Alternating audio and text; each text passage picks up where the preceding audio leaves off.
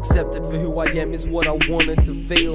But lately it's like I've been thrown in front of a wheel. If I change they might love me, but I'm done with the deal. I know I walk around with the sun as my seal, but that doesn't mean I'm perfect, man, I struggle for real. These struggles are double, when will these feelings heal? You poke my insecurities, stab my Achilles heel. I'm a victim of a lie that gets me twisted up inside. There are things that you can say that get me wishing I could fly. I don't know if this is right, all I know is what I'm like.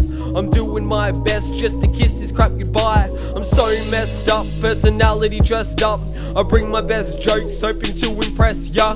It's time I fessed up, my heart's in need of change. I'm heaving out these feelings, now I dream about the pain. And I act like a fool, I swear that Zach is never cool. But I was created by God, exactly through and through. I was made in His image, how could I diss His creation? Beautiful, not finished, just beginning installation. The love He has for me is one that lasts throughout the ages. Spoken by peasants, farmers, and rulers of the nations. When struggles rise up, it is Him who gives me patience. And when I feel lost, I look to Him as inspiration.